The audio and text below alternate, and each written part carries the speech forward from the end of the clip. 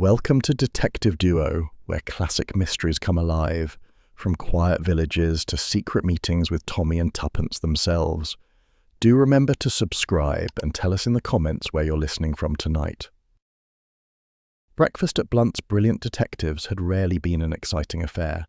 The coffee was tepid, the toast always slightly charred, and Tommy Beresford generally read the paper upside down in the hope that something thrilling would leap off the page and into their lives. It was Tuppence who broke the monotony. She set down her teacup with a soft clink and said, as though commenting on the weather, "Tommy, do you remember a girl named Alice Sedgwick? Rather sharp nose, always won prizes for embroidery." Tommy lowered his newspaper just enough to peer over it. The one who made that ghastly motto sampler for the school hall, "Diligence and virtue bring contentment." I've never quite forgiven her. Tuppence ignored the remark. "She's written to me. Quite a long letter, actually. She lives now in a little coastal place called Marling-on-Sea. Sounds charming. But she's worried about a house across from hers. Says the lights never go out." Tommy frowned. "Never? Perhaps she means the housemaid forgets to switch them off." "She says no one's lived there for 3 years. Tuppence's tone carried a spark of curiosity that Tommy recognized all too well. Not a caretaker, not even a cat. Yet every night the windows glow, and sometimes she thinks she sees shadows moving behind the curtains. Tommy folded the paper neatly. "You're thinking of going?" "I'm thinking of visiting a friend in need," said Tuppence primly. "But if a mystery should happen to present itself, it would be rude not to assist." Within 2 hours, the Beresfords' little motorcar was humming along a narrow country road that unwound through empty fields and thin hedgerows. The landscape grew paler as they neared the coast, cottages with peeling paint, signposts leaning from too much salt wind, the faint tang of the sea drifting inland. "It's not exactly the Riviera," Tommy murmured, peering through the windscreen as drizzle began to streak it. "Don't be defeatist," said Tuppence. "Mysteries thrive in damp climates."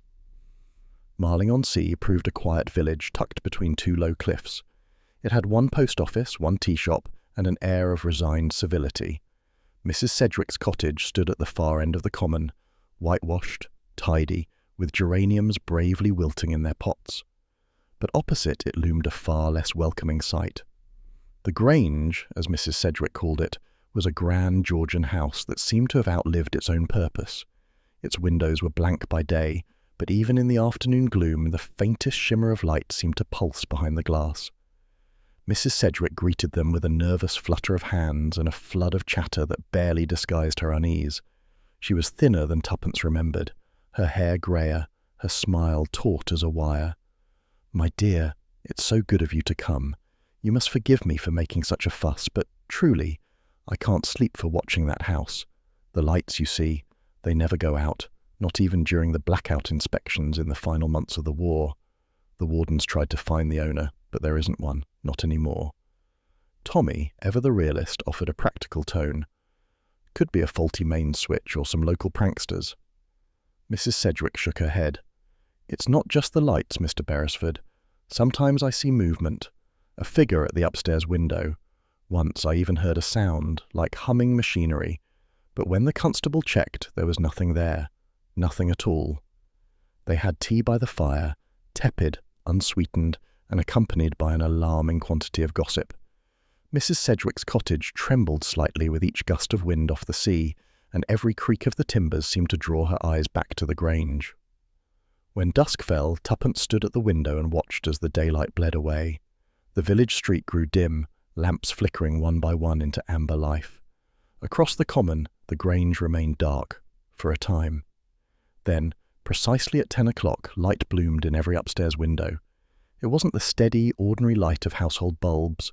It flared unevenly, in rhythmic pulses, as though guided by some invisible hand. "There," whispered Mrs. Sedgwick. "You see? Every night at the same hour." Tommy leaned closer to the glass. "Electric, all right, but there's no generator sound. Tuppence, do you notice that? Silent illumination. Quite the feat." Tuppence's eyes were intent on the upper floor. "And someone just crossed the room. Look, there, the curtain moved." For a heartbeat, 3 silhouettes appeared, distinct shapes of head and shoulders, then gone. Mrs. Sedgwick clutched her shawl. "It's not the lights that frighten me, my dear," she murmured, voice trembling. "It's the shadows that move behind them." Tommy and Tuppence exchanged a look, the kind that needed no words. It said adventure, trouble, and something far too interesting to ignore. Later that night, as they retired to the small guest room Mrs. Sedgwick had prepared, Tuppence stood by the window again, watching the glow. The sea was a faint shimmer beyond, the tide hissing quietly against the shore. Tommy was already half asleep. "Well, old thing, what's your theory? Ghosts with an excellent sense of timing?" She smiled faintly. "If ghosts exist, they don't bother with electric bills. No, there's someone, or something, in that house. You're determined to poke into it, aren't you?" "Of course," she said lightly. "We've been frightfully idle lately. Even our typewriter's growing cobwebs. A mystery will do us good." Tommy yawned. "You have an odd definition of good." Outside, the light in the grange dimmed and brightened once more, as though winking knowingly at them across the dark. Tuppence watched until midnight, then finally drew the curtains. Somewhere in the distance a dog barked, and the wind shifted the sign outside the tea shop, a hollow creak, like a hinge deciding whether to give way. "Sleep, Tommy," she whispered. "Tomorrow we'll visit the house in daylight. I expect it will look perfectly ordinary then." But she didn't quite believe it. As she slipped into bed beside him, a faint hum reached her ears. Not wind, not sea, but something mechanical, steady and low, coming from across the common. It might have been her imagination, or it might have been the heart of the Grange itself, still beating, still alive. Tuppence closed her eyes but saw, behind her lids, the shimmer of electric light against the mist. She wondered who, or what, could possibly wish to keep such a lonely house awake through every night. The last thing she heard before sleep claimed her was Tommy's sleepy murmur, "You know, old girl, one of these days curiosity will be the death of us." Tuppence smiled into the dark. Better curiosity than boredom. And across the common, the lights burned on. Tommy Beresford had often observed that English villages were like well-trained dogs, pleasant enough if you stroked them the right way, but liable to bite if you asked the wrong question. Marling-on-Sea, as he discovered that morning, was an entire kennel of discreet silences. The knock came at 9:30, crisp and official, the sort of knock that made one instinctively straighten their collar. Mrs. Sedgwick was fussing with her teapot. Tuppence, without looking up, sketched the window pulses she'd watched last night. Tommy opened the door to find a brisk man standing there, neat dark suit, horn-rimmed spectacles, hair brushed with mathematical precision. He carried an attaché case and an air of sanctioned importance. "Mr. and Mrs. Beresford?" he asked, his tone clipped but courteous. "That's us," said Tommy, "unless you've come to collect taxes, in which case I'm Mr. Blunt and this is my secretary, Miss O'Toole." The man's smile flickered briefly. "Mr. Price, Ministry of Defence." He produced a laminated pass with the practised ease of someone accustomed to silencing questions. "Might I come in?" Tuppence rose smoothly. "Of course. We always like a good ministry before breakfast." He stepped inside, removing his gloves with mechanical precision. "I understand you've taken an interest in the property opposite, the Grange." "Interest is a polite word for curiosity," said Tommy. "But yes, we've admired its decorative lighting." Price nodded, setting his case on the table. "I'm afraid your curiosity is misplaced. The Grange is under observation for reasons of national interest. I must ask you to refrain from further interference." Tuppence folded her arms. "Observation? By whom?" "By us," he said simply. "Certain wartime research was conducted there. Dr. Albert Vane's work remains classified, and though he is deceased, his discoveries were potentially hazardous. The house has been sealed accordingly." Tommy raised an eyebrow. "Hazardous in what way? Explosives? Or electricity that hums after midnight?" Price's expression did not change. "I'm not at liberty to say." "Of course not," Tuppence said dryly. "But you can say enough to stop us from poking about. Very tidy." He smiled thinly. "You seem an intelligent woman, Mrs. Beresford. I assure you this is not a matter of superstition or gossip. You'll find that secrecy, though unattractive, is sometimes necessary." "Secrecy always is," she said. "But you'll forgive me if I find it irresistible." Price regarded her for a moment, then closed his attaché case with a precise click. Good day to you both, and please, for your own safety, stay away from the Grange after dark." He departed as briskly as he had come. They watched his car roll away, a black Austin, polished to a bureaucratic shine, down the narrow lane until it vanished around the bend. Tommy exhaled. "Well, that was tidy. A man from the ministry appearing just after we start asking questions. Practically textbook." Tuppence's eyes narrowed. "Too textbook. Did you notice his shoes?" "Polished enough to blind a pigeon." "They've never seen mud, and no local official drives that road without collecting some." "Then he's not from around here." "Nor, I suspect," she said slowly, "from the ministry."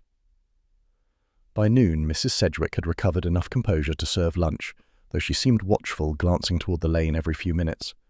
"Your visitor was a government man, wasn't he?" she asked, trying for casual. Tommy nodded. "So he claimed."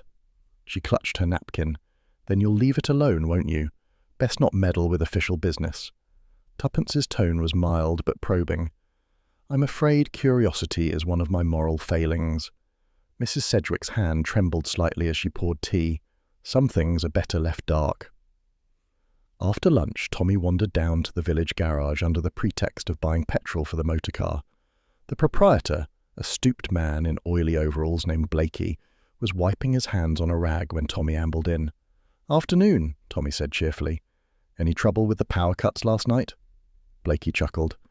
"Power cuts? Not round here, sir. Not since the war ended. Town's quiet as they come." "Splendid. By the by, chap in a black Austin stopped by this morning. Government man, spectacles, air of doom. You'd remember him." The rag froze mid-wipe. "Oh, him. Aye, he comes through regular. Every few days. Never says much, just fills the tank, pays cash and drives off up toward the cliffs." "Toward the Grange?" Blakey shrugged. "Wouldn't know, sir. Road's a dead end unless you fancy a swim. Only ever comes after closing, mind you. Funny hours for a civil servant." Tommy smiled lightly. "Quite. The ministry keeps odd hours these days." As he left, Blakey added thoughtfully, "Funny thing, though, that car's got no number plate. I'd swear it's been scraped clean." That evening, Tuppence was waiting with tea and a triumphant expression. "I rang a friend at the Home Office," she said. "No Mr. Price listed under Ministry of Defence personnel. None at all." Tommy leaned against the mantel. "So our polite official is a counterfeit?" "Worse," she said. "He's organised. He knew the right phrases, had the right papers. That means someone's going to great trouble to make this look official." He frowned. "Which suggests there's more than one player in this game." "Precisely." She poured tea. "And the question is, which side is real?" As darkness fell, the rhythm of the village slowed. Mrs. Sedgwick retired early, pleading a headache. The Beresfords lingered by the sitting-room window, the curtains half drawn. At 10 o'clock, the lights in the Grange ignited once more. Tonight they burned more fiercely, the upper floor glowing white, the lower windows flickering with faint motion. Tommy watched through binoculars. "I can see figures," he murmured. Three. One standing near the window, one moving across the room. And the pattern, those flashes again. One long, two short. "Morse again," said Tuppence.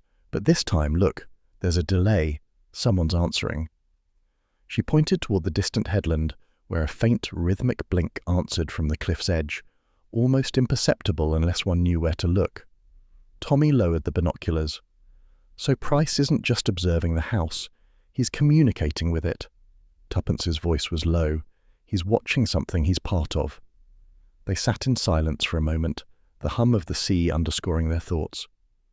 "Do you think Harbottle knows?" she asked. "If he does, he's keeping it close. He might think he's guarding the place from us, when in fact he's guarding it for someone else." Tuppence leaned back, her face half in shadow. "I don't like this, Tommy. It's too quiet, too arranged. Whoever's behind it has every move planned." "Then let's plan one of our own," he said briskly. "Tomorrow I'll visit Harbottle, purely in the spirit of civic duty. And tonight I'm taking a stroll to the garage. I'd like to see if Mr. Price's vehicle enjoys another late-night refill." She frowned. "Do be careful. I dislike rescuing you from ditches." "Never fear. If I vanish, just assume I've joined the civil service." Later, under a moon so faint it seemed shy, Tommy slipped from the cottage and followed the road toward the village. The garage was dark, but a faint glimmer came from the far side where the pump stood. He crouched behind a hedge. At 11:45, a car approached. Engine muted, lights doused. It rolled to a halt beside the pump. The driver stepped out, unmistakably Price, and began refueling with smooth efficiency. Another man emerged from the passenger seat, looking nervously toward the cliff road. Tommy strained to hear. Their voices carried faintly, fragments of conversation. Shipment, delayed until confirmation from London. Signal repeated twice. She's there tonight. No mistakes this time. Price replaced the cap, wiped his hands, and got back in. The car glided off toward the Grange, its tail lamps flashing once before vanishing into darkness. Tommy exhaled slowly. Well, that's that, he muttered. Either we're neck-deep in espionage or someone's overdoing their amateur dramatics. When he returned, Tuppence was waiting by the window. "Anything?" she asked. "Everything," he said grimly. "Our man refuels here under cover of darkness and drives straight to the Grange. And he's not alone. There's another man, probably local, helping him." Tuppence's eyes gleamed with that familiar light of deduction. "So, the Grange isn't abandoned. It's occupied. And whatever's happening there isn't sanctioned, it's being hidden." Tommy nodded. "We've stumbled into someone's operation, all right. The question is, whose?" Outside, across the common, the Grange shone once more, steady, watchful, patient. And as the Beresfords stood side by side, the faint flicker from the headland answered again, like two conspirators exchanging secrets in the dark. Tuppence Beresford had an unshakable belief that the best time to trespass was immediately after being warned not to. So, when Tommy announced that morning that he intended to take the day off from mischief, she was already halfway into her hat and gloves. "Don't look so resigned," she told him. "We're only going back for my glove." "You mean the glove you never lost?" said Tommy dryly. She gave him a reproving look.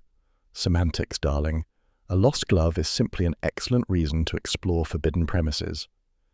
By noon, exactly as planned, they crossed the common again, the sunlight doing its best to make the Grange appear respectable. The sea shimmered faintly in the distance, gulls wheeling above the cliffs. From this side, the house looked asleep, shuttered, still, waiting. Tommy muttered, "It's almost friendly in daylight. You'd never guess it glowed like a lighthouse last night." "Which is exactly why we mustn't trust it," said Tuppence, striding up the overgrown path. The front door yielded after a token protest from the hinges.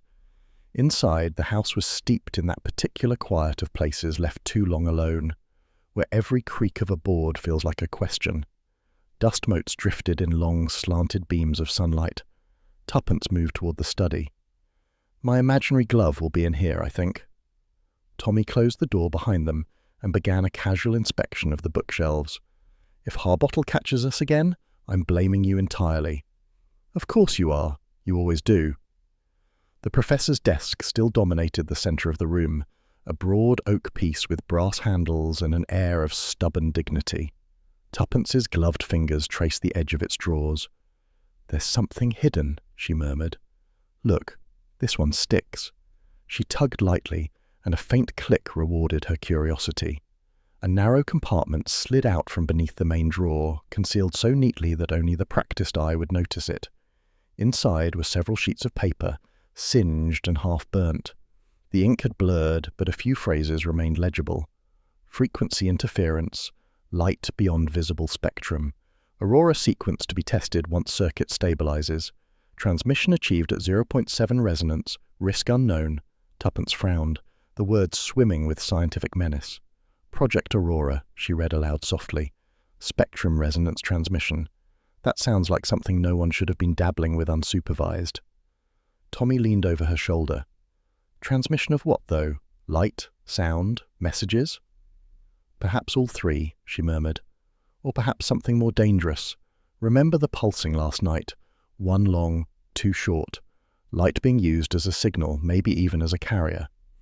She slipped the fragments into her handbag, closing the drawer gently, just as footsteps sounded in the hall. The door opened, and Inspector Harbottle filled the frame, red-faced, square-shouldered, but markedly less hostile than before. "Well, well," he said, his tone carefully neutral. "Didn't expect to see you here again, Mrs. Beresford. Mislaid something, did you?" "My glove," said Tuppence serenely. A very fine one, too. You haven't seen it by any chance?" Harbottle's moustache twitched. "Can't say I have, though I've been told to assist you if needed." Tommy raised an eyebrow. "Assist us? That's a change of tune." The inspector coughed. "Orders from above, sir. Since your last visit, it's a ministry matter. I'm to make sure no civilians come to harm. Between ourselves, I don't much like this business. That house—" He glanced around the study as if the walls might be listening. "There's something wrong about it. Machines still running when there's no power, that sort of thing." Tuppence said gently, "Then why not have it properly sealed?" He hesitated. "Because the people in charge don't want it sealed. They just want it contained." The way he said "people in charge" made Tuppence's skin prickle. Tommy's tone was casual. "Would one of those people happen to be a Mr. Price?" Harbottle frowned. "Price? Don't know the name." "Short chap, spectacle. Claims he's Ministry of Defence. Never heard of him. But I'd be careful about using that sort of name in a small place like this. Makes folk nervous." He gave a curt nod and left them to their search. When the door closed, Tommy said under his breath, "He's rattled." "Yes," Tuppence murmured, her gaze on the window where dust swirled in the light. "And he doesn't know half as much as he pretends, which means someone's keeping even the police in the dark." They left soon after, crossing back over the common. The sunlight had turned pale, the tide far out. Everything seemed too still, as though the village were collectively holding its breath. At the cottage, Mrs. Sedgwick was in the garden, trimming her roses with forced cheer. She greeted them with relief a little too bright. "You've been out again. I do wish you wouldn't wander near that dreadful house." Tuppence smiled. "We merely retrieved something I'd lost." Mrs. Sedgwick's eyes darted toward the Grange, then back. "You'll lose more than that if you keep poking around," she said softly. Then, with a brittle laugh, "Oh, don't mind me. I'm only a foolish old woman." Tuppence watched her retreat indoors, the words echoing longer than they should have. That evening, Tommy spread the burned fragments on the table, smoothing them carefully. "We can piece this together if we match the edges. Some parts are missing, but look here. These equations, frequency modulation through light pulses. That's almost radio talk." Tuppence sat opposite, chin resting on her hand. "It fits, doesn't it? If Vane was working on transmitting coded messages through beams of light, that would explain the nightly signals." Tommy nodded slowly. "And perhaps why the government wanted it hushed. In the wrong hands, it's a perfect espionage tool." A floorboard creaked above them. Both froze. Mrs. Sedgwick's room was directly overhead, but then came the faintest thud and silence. Tuppence rose. That wasn't her. They checked the stairs. Empty. The landing was dim, the doors all closed, yet the faint smell of tobacco hung in the air, a brand neither of them smoked. Back in their room, Tommy reached for the suitcase where he'd placed the notes earlier. It lay half open, the contents disturbed. "Gone," he said grimly. Tuppence bent down, examining the carpet. Footprints, mud from the back door. On the desk beside the lamp lay a hotel notepad, one of Mrs. Sedgwick's, torn from the middle and scrawled across in rough pencil. "Stop the light before it stops you." Tuppence read it twice, the words stark in their simplicity. Tommy gave a low whistle. "Our mysterious friend's sense of drama is improving." She folded the note carefully. "It's a warning, but from whom? Someone who wants us gone, or someone trying to keep us alive?" The sea outside whispered faintly through the open window. Across the common, the Grange stood shrouded in darkness. Too dark. No pulsing, no glow. Tommy watched it thoughtfully. Perhaps they finished whatever they started. "Or," said Tuppence, her voice almost a whisper, "it's the calm before something worse." The lamplight flickered once, as if in response, then steadied. Neither of them spoke again for a long while. It was dawn when Tuppence woke with the uneasy sense that she was being watched. The sea, a dull pewter strip beyond the hedgerows, was just beginning to catch the first fragile gleam of morning. She rose, pulled the curtain aside, and froze. Across the common, in the topmost window of the Grange, stood a woman. She was tall, or seemed so by the straightness of her posture, her outline softened by distance and the faint mist. Her coat was long, grey and belted, her hair loose about her shoulders. For a moment, she appeared utterly still. Then, as Tuppence watched, she turned her head slightly, as if aware of being observed. The next blink, she was gone. Tuppence stood motionless for several heartbeats, her pulse quickening. Then she was halfway into her coat before Tommy even stirred. "Darling," he mumbled from the bed, "if that's breakfast, tell it I'm still asleep." "There's a woman at the Grange," she said, buttoning briskly, "standing in the window." That did it. Tommy sat up.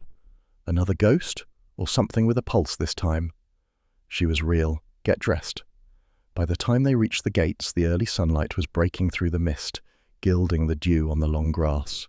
The Grange stood silent again, its windows blank. They circled the property, front, side, then rear, but the only footprints in the damp earth were their own. "She could have slipped out the back," Tuppence said, scanning the tree line.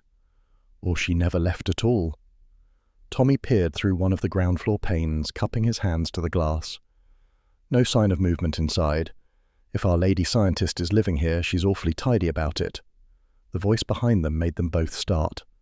"Thought I told you to keep clear of this place."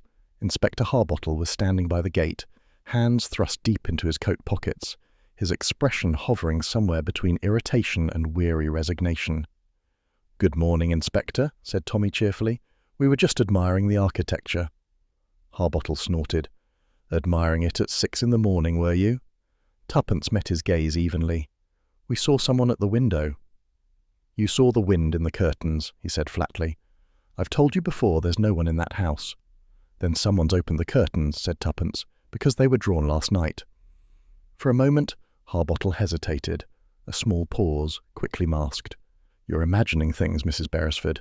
This house has been empty for years." But his tone wasn't convincing. As they turned away, Tommy said quietly, "He's lying again." "Of course he is," said Tuppence. "But the question is, for whom?" By mid-morning, they were in the village, making inquiries in their usual disarming fashion.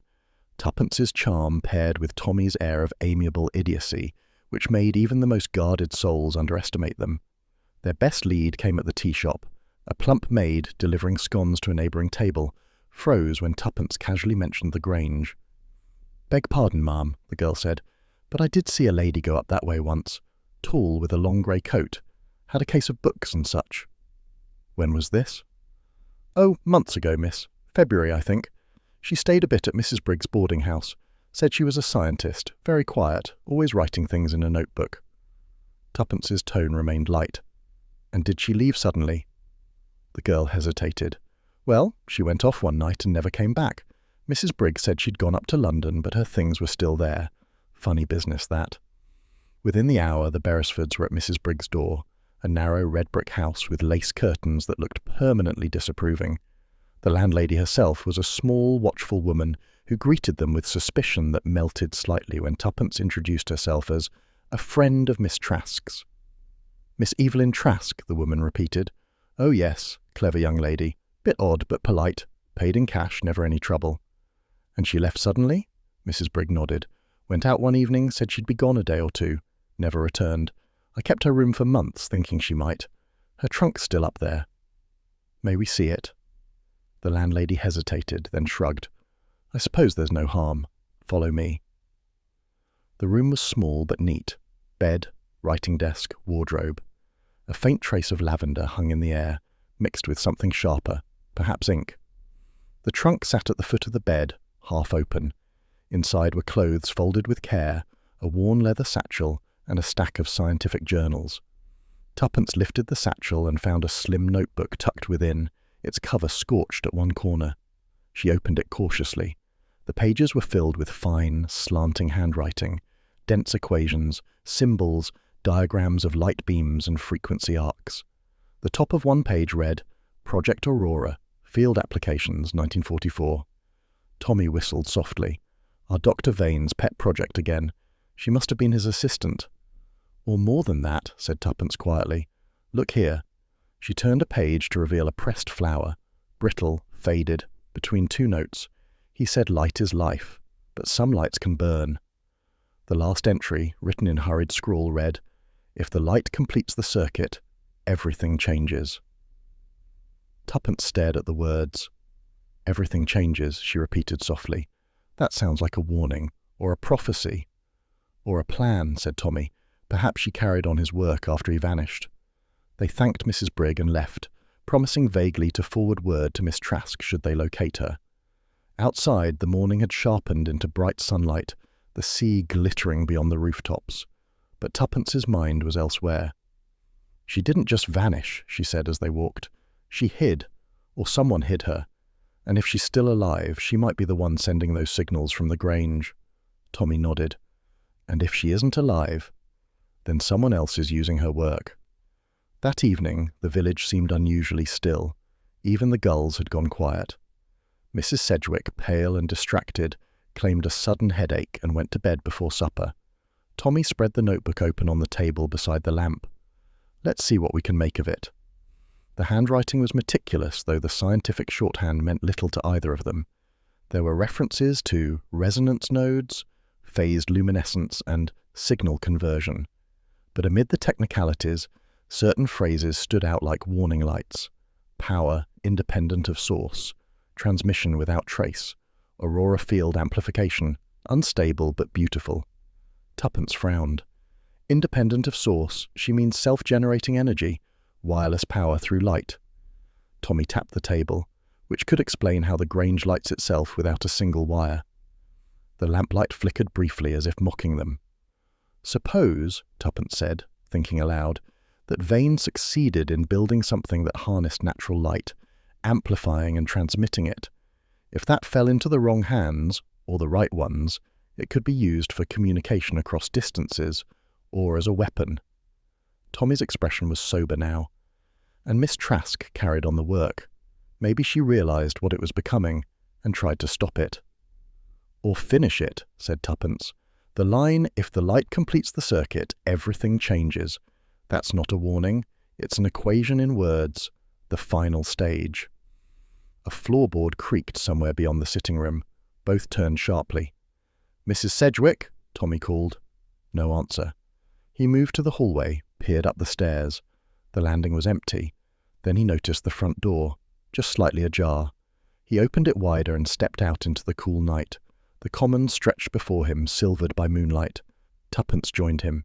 She's gone out. Perhaps for air. But there was no sign of her. Only the faint rustle of the long grass and the whisper of the sea. And then, from across the common, the Grange flared to life again, the upper window blazing in a sudden burst of white light. This time the beam didn't pulse or flicker.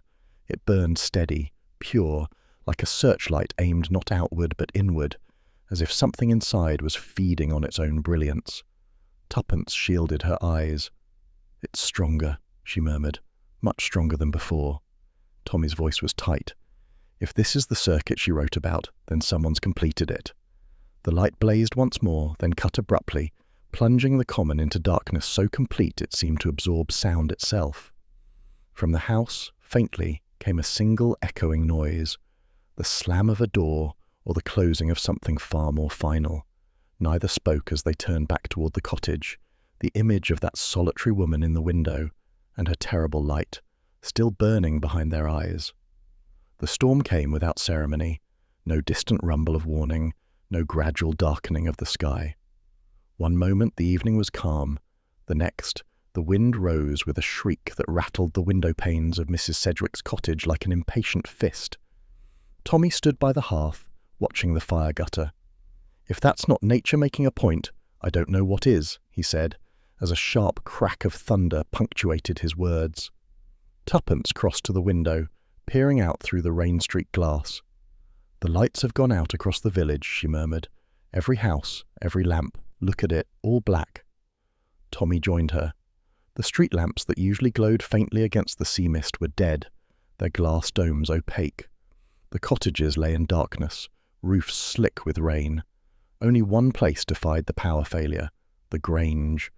Its windows blazed with light, not a wavering candle or a flickering generator bulb, but a cold, brilliant glare that made the surrounding fields appear ghostly pale. Tuppence's voice was quiet but fierce. It's happening again. Stronger this time. Tommy, we can't just sit here.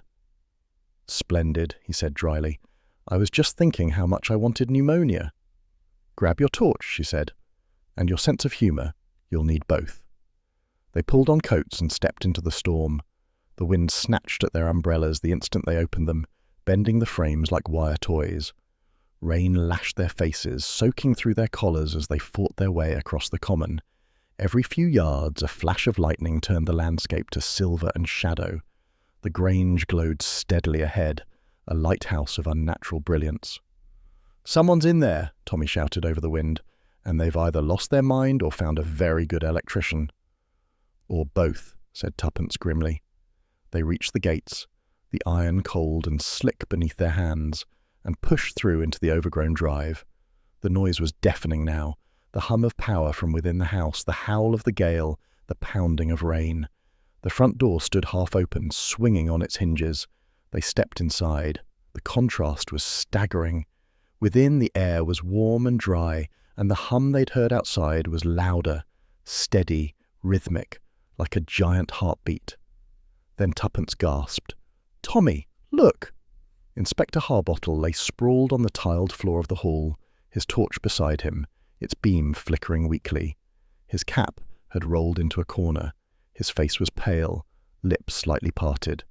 Tommy knelt beside him and felt for a pulse. Alive, just knocked out. There's a lump the size of an egg on his head. Someone hit him. "Then someone's here." Tuppence straightened, eyes sweeping the corridor. "We should call for help." "Telephone lines are down," Tommy said, "and we both know you're not leaving until you've seen what's upstairs." Her only answer was to move toward the grand staircase. The banister gleamed faintly, dust-free. Someone had been walking here recently. As they climbed, the hum grew louder. It seemed to pulse through the walls themselves, vibrating through their shoes. The air carried a faint metallic tang, like ozone after lightning. At the top, they followed the glow spilling from a half-open door, the laboratory. Inside, the machinery roared with a strange vitality. The banks of equipment they had seen before were fully alive now. Coils humming, glass tubes shining within a fire. Cables snaked across the floor toward a great metallic cylinder at the center, its surface pulsing with light. Tuppence whispered, "Good heavens!" And then she saw her. Evelyn Trask stood before the machine, her grey coat discarded, her hair loose and streaked with silver in the light. Her hands moved over a control panel, adjusting dials with careful precision.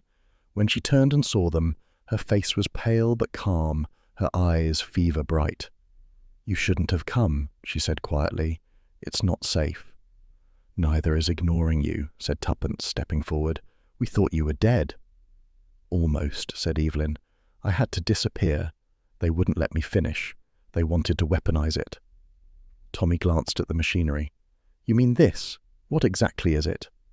She hesitated, then said simply, "A way to transmit clean power, wirelessly, to any receiver, anywhere in the world. No fuel, no pollution. Albert believed it could end war, but others saw it as the perfect weapon, power you can send without trace." "Project Aurora," Tuppence murmured. Evelyn nodded. "We almost perfected it before he was killed. The circuit was incomplete until tonight. The storm gave me what I needed, raw energy to stabilize the field." "You've done this alone?" asked Tommy. A shadow crossed her face. "Not entirely." The voice that spoke next was smooth, almost amused. "No, not entirely." They turned. Mr. Price stood in the doorway, rain glistening on his overcoat, a pistol steady in his hand. "Good evening," he said lightly. "How touching to see the whole cast assembled. Mrs. Beresford, Mr. Beresford, you've been remarkably inquisitive." Evelyn's expression hardened. "You said you'd help me protect the research." "And I did," said Price pleasantly, "by ensuring it reached those who would appreciate its potential." He stepped closer, the gun unwavering. "Unfortunately, your insistence on altruism became inconvenient." Tommy took a cautious step sideways. "So, the ministry man was a fraud after all?" Price smiled thinly. "Oh, I was with a ministry, just not yours." Outside, thunder crashed. The machine's light flared, painting the walls in white fire. "Albert wanted peace," Evelyn said, voice trembling with fury. "You're twisting his work." "Peace," Price said softly. is just another form of control, and control requires power, literal and otherwise. He reached for a lever on the control panel. Once this machine transmits, our allies abroad will have proof of concept.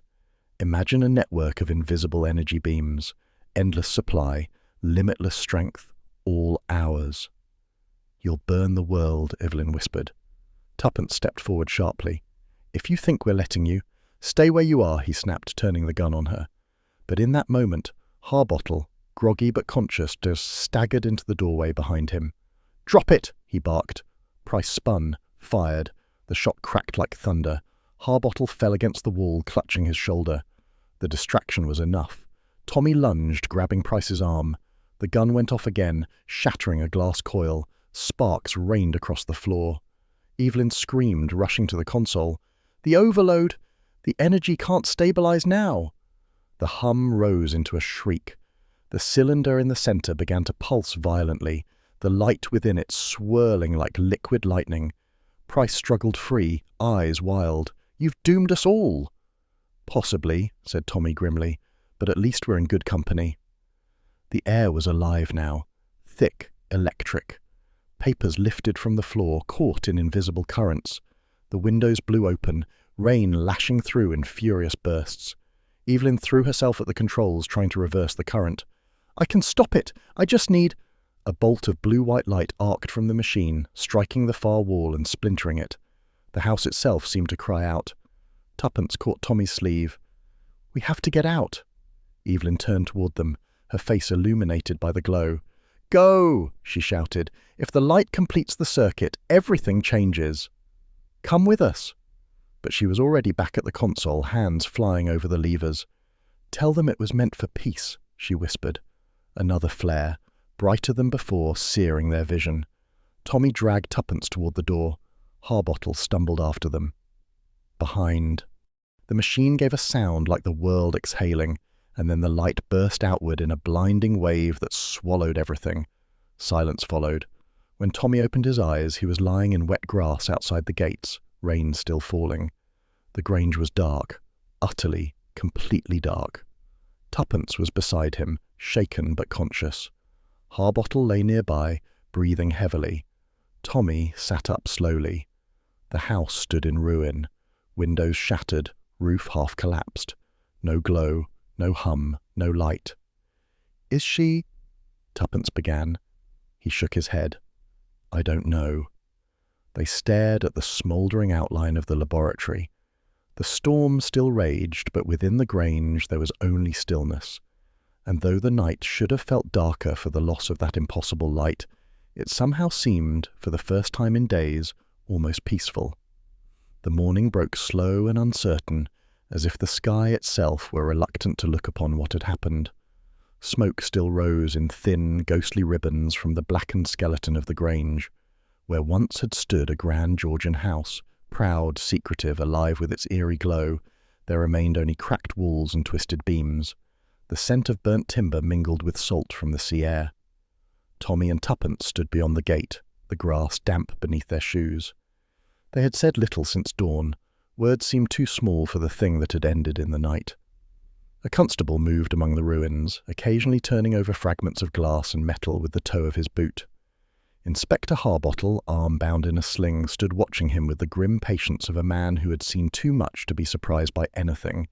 He turned as the Beresfords approached. You're lucky to be alive, he said simply. Tommy managed a faint smile. We do try to make a habit of it. Harbottle's mouth twitched, then steadied. We found what's left of the laboratory. What's left of everything, really. There's no sign of Miss Trask. Tuppence's gaze drifted toward the collapsed roofline, now just a jagged frame against the grey sky. She could have escaped, she said softly. The inspector shook his head. There's not a soul in the village who didn't see the flash last night. If she got out, she's a ghost now. She wasn't a ghost, Tuppence said, her tone firm. She was brave. Foolish, perhaps, but brave. Harbottle looked at her a moment, then nodded. Aye, brave enough to die for an idea. He turned back toward the ruins. As for the man Price, we found him. What's left of him? Shot through before the blast. I'd say he never had the chance to run. Poetic justice, murmured Tommy. The inspector's voice dropped. Scotland Yard's sending someone from Whitehall this afternoon. They say the ministry's already denying any connection. According to them, this whole thing was nothing more than a delusional experiment gone wrong. Tuppence gave a short, incredulous laugh. How convenient. Sweep the ashes, bury the truth. Harbottle sighed. That's government work for you. He looked out across the ruins once more. Whatever they were doing here, it's done now. Let's leave it that way. But Tuppence wasn't so sure. Later that day, back in Mrs. Sedgwick's parlour, the fire crackled comfortingly, though the warmth seemed fragile.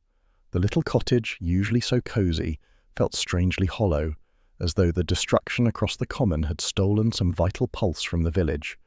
Mrs. Sedgwick herself moved about like a woman half in shock, tidying things that didn't need tidying. "I can't believe it's gone," she murmured. "All those years, and now just rubble. Perhaps it's for the best." "Perhaps," Tuppence said absently, turning over the charred fragments of Evelyn Trask's notebook spread on the table. Tommy poured tea for them both. "We salvaged what we could before the constables arrived," he said. "It's a puzzle, but not a complete one." The largest surviving page still bore Evelyn's meticulous hand. Transmission confirmed through reflected aurora spectrum. Power stable for 30 seconds. Secondary circuit incomplete. Price interfering with calibration. Tommy tapped the edge thoughtfully. She knew he was sabotaging her. This proves Price intended to take it elsewhere, probably sell it. The old ministry connection was just camouflage. "Which means she didn't die for nothing," Tuppence said. "She stopped him." Tommy smiled faintly. "You always see the bright side, don't you?" "Not bright," she said. "Just necessary." Outside, the sound of the sea rolled faintly through the wind. A gull cried, harsh and lonely. Mrs. Sedgwick came to stand by the window, hands clasped. "The village will sleep easier now," she said. "No more lights at all hours. No more rumours." Tuppence looked up. "And yet, I doubt it'll ever feel quite the same." Their host gave a small, sad smile. "No. Places remember, Mrs. Beresford, even when people try to forget." By evening, official cars had come and gone, leaving behind the familiar emptiness of secrecy. Harbottle had departed for the station, muttering about reports he doubted anyone would read. The villagers kept to their houses, doors bolted, curtains drawn. In the fading light, Tommy and Tuppence took one last walk toward the common. The air smelled faintly of smoke and seaweed. "It's funny," Tommy said, after a long silence. "We've seen all sorts of villains in our time, murderers, spies, imposters, but this feels different. Less wickedness, more tragedy." "She wanted peace," Tuppence said softly, "and peace destroyed her." They stopped by the gate of the Grange. The ruins loomed black against the horizon, stark against the dying light. Nothing moved within, no glimmer of life or sound of machinery. Tommy reached for her hand. "Let's go home, old thing. We've done our part." She nodded, but her gaze lingered.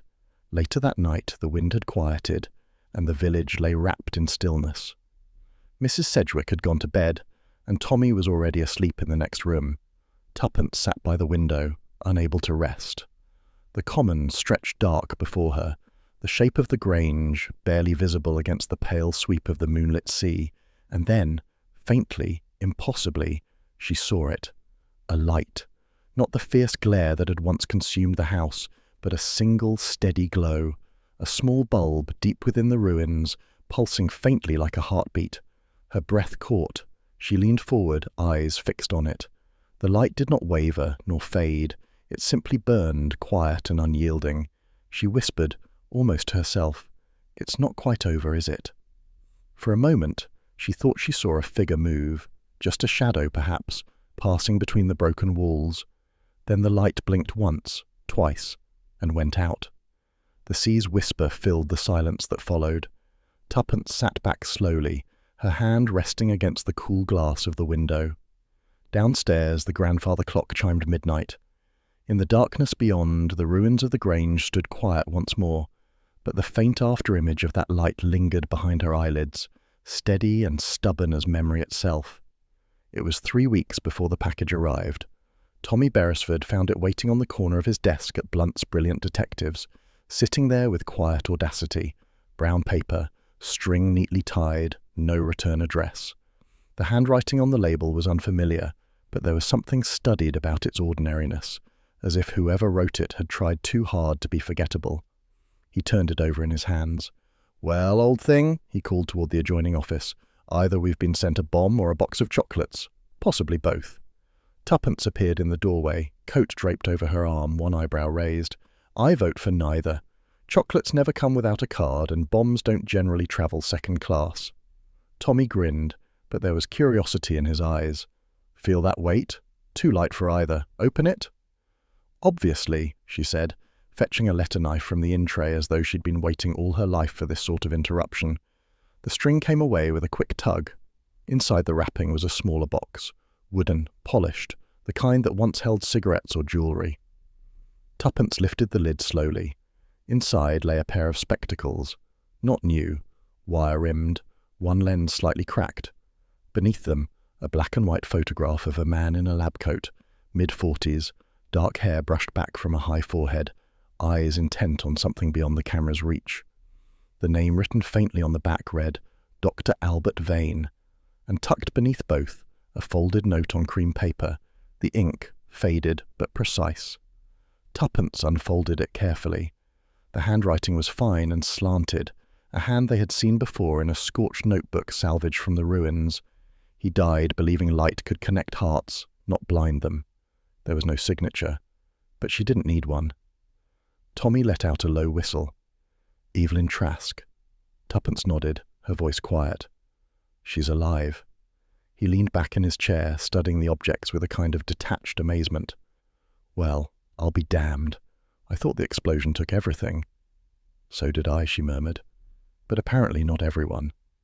For a long moment, neither spoke. Outside, London moved in its usual post-war bustle. The rattle of buses, the faint cry of a paperboy below, the smell of wet pavement after a morning shower. Life, ordinary and indifferent, carried on. Tuppence picked up the spectacles, holding them delicately by the frame. "They were his," she said softly. "She must have taken them before the end." Tommy gestured toward the note. "And the line, it's not just sentiment. It's a message, a defense."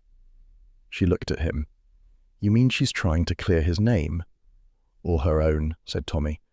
"Either way, it sounds like she wants to close the book on it. That connect hearts bit sounds like she's still chasing his dream just quietly." Tuppence set the spectacles back in the box and closed the lid. "Do you think she's still in England?" He shrugged. "If she's clever, and she is, she's nowhere near it. Probably slipped across to the continent. Portugal, maybe, or Switzerland. People disappear neatly there." Tuppence stared at the photograph of Vane. "She loved him," she said simply. "You can see it in the way she wrote about him, even in her calculations. All that talk of light and resonance. She wasn't writing for science, she was writing for him." Tommy smiled faintly. "You old romantic." "I'm nothing of the sort," she said briskly. "But sometimes the heart leaves better clues than logic does."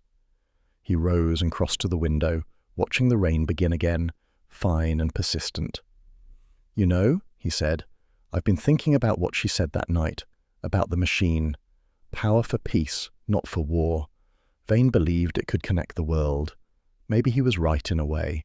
The idea survived, even if they didn't." "And Price?" she asked. Tommy's smile faded. He was a man who wanted power without understanding it. There's always one of those in every story. Tuppence turned toward him. "Do you believe she meant to kill him?" He shook his head slowly. "No, she meant to stop him. But sometimes the line between the two is thinner than we think." They sat in silence for a while. The rain drummed softly on the windows. The little clock on the mantel ticked with irritating regularity.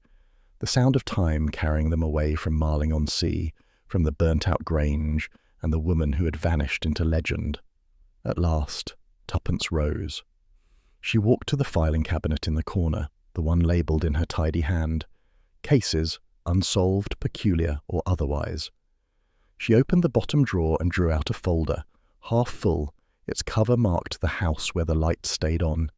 Inside were their notes. Sketches of the Grange, Evelyn's half-burnt pages, Harbottle's statement, a few grainy newspaper clippings. She added the box, the photograph, and the folded note. Tommy watched her. "You think she wants us to forget?" "I think," said Tuppence, closing the drawer, "she wants to be left alone, but that's not quite the same thing." He smiled. "And we'll respect that, of course, while keeping everything neatly filed for future curiosity." "Exactly," she said, returning to her desk.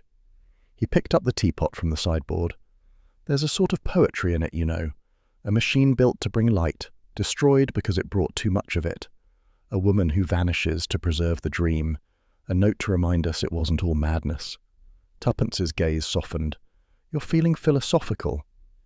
"Occupational hazard," he said lightly, pouring the tea. "One can't solve the mysteries of the universe without waxing a little lyrical." They sat together at the desk, steam curling from the cups between them.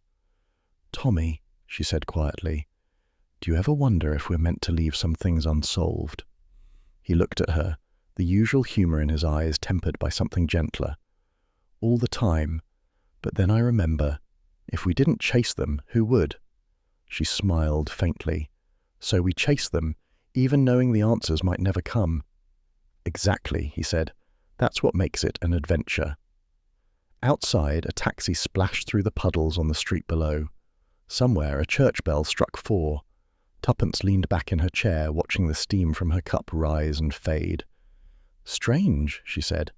"For all her brilliance, Evelyn Trask couldn't make light stay. It always burns itself out in the end." Tommy gave a soft laugh. "Maybe. Or maybe it just travels somewhere we can't see." He rose, crossed to the safe in the corner, and placed the folder inside. The lock clicked shut with a sound that was oddly final. Tuppence's voice followed him, quiet but sure. "File marked unsolved?" He nodded. "Naturally." She smiled, a touch wistful. "Then perhaps one day, if it ever needs solving again, the light will show us how." Tommy turned off the desk lamp. The office fell into shadow, save for the faint glow from the street outside. And for a moment, just before darkness claimed the room, it seemed to Tuppence that the light in the corner flickered, once, softly, as if in farewell. London had long since folded itself into night when Tommy Beresford turned the corner onto Bloomsbury Street. The lamps threw a muted glow in the mist, and the mist caught the glow from the passing taxi lights, making the air shimmer faintly gold. He had not meant to stop by the office, Blunt's brilliant detectives proudly proclaimed in its modest brass plaque, but habit, as ever, was a stubborn companion. The windows on the upper floor were dark, all except one. A single square of light glowed faintly against the street, soft and steady, like an eye that refused to close. Tommy slowed, frowned, and muttered aloud, "Now what on earth?" Inside, the office smelled as it always did. Ink, paper, faint traces of Tuppence's perfume, and the ghost of 1,000 unsolved puzzles. But tonight, there was something else, a low hum, so faint he might have mistaken it for the ringing in his ears. Tuppence sat at her desk, surrounded by files. A small lamp stood beside her elbow, a round glass globe with a brass base, delicate, unassuming. Its light was warmer than the usual yellow of a filament bulb, more like candlelight that had learned how to glow without flame. She looked up as he entered, unsurprised. "Evening, darling. You're out late." "So are you," he said, hanging his hat. "Burning the midnight oil again?" "Not oil," she said with a small smile. "Light." He raised an eyebrow. "Don't tell me you've taken up poetry. Or is this your latest purchase from Harrod's Mysterious Curiosities department?" She gestured toward the lamp. "It followed us home." Tommy blinked. "Followed?" "Metaphorically speaking," she said. "When we cleared out our things from the Marling case, this was packed among them. Mrs. Sedgwick swore it wasn't hers. Neither was it on the inspector's inventory. But when I plugged it in here, it did that." He stepped closer. The lamp hummed faintly, its light pulsing almost imperceptibly, as if in rhythm with breath. "And you're certain it's plugged in?" She smiled wryly. "Quite certain." He crouched, tracing the cord with one finger. It ran under the desk and ended in a clean cut, unattached to any socket. Tommy stood slowly. "Well," he said, "that's comforting."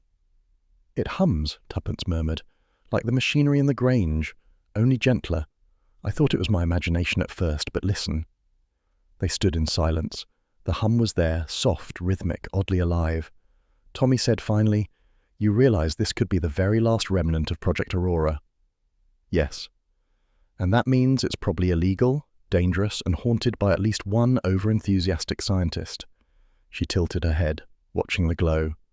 "Or perhaps it's simply a reminder that some lights don't go out because they're meant to be kept." He regarded her. "You sound sentimental, Mrs. Beresford." "I sound right," she countered with quiet conviction. Tommy grinned. "I won't argue. Still, I'd rather not have our office reduced to ash if it decides to misbehave. Shall we dispose of it?" Her hand shot out protectively. "Don't you dare." "Good heavens, woman, it's just a lamp." "It's more than that," he sighed. "You're not planning to start a shrine, I hope. Evelyn Trask deserves respect, but not an altar." Tuppence shook her head slowly. "It's not about her. It's about what she believed in. Connection, curiosity, courage. Look at it. There's warmth in that light. Not the kind that burns, the kind that stays." For once, Tommy said nothing. He sat on the edge of the desk beside her, staring at the lamp. Its glow touched her face, softening her features, casting faint halos on the photographs pinned above the desk, places they had seen, people they had met, adventures half forgotten. "Do you think she meant for us to have it?" he asked quietly. "I don't know," said Tuppence. "Perhaps it didn't matter who found it. Perhaps it just wanted to be seen again." Tommy chuckled softly. "Listen to yourself. You're talking like one of those spiritualist ladies from the Piccadilly séances." "Maybe they're right sometimes," she said. He leaned back, hands in his pockets.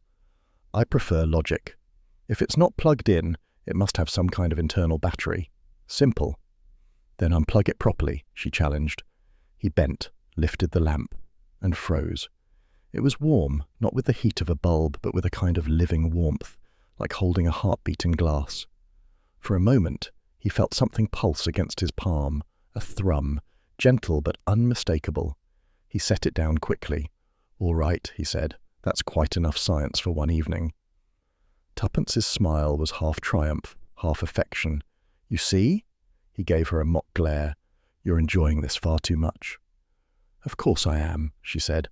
"It's not every day one finds a piece of impossible technology in the stationery cupboard." The clock on the wall ticked toward midnight. Outside, the rain had begun again. Steady, light, the sort that made the streets shine like mirrors.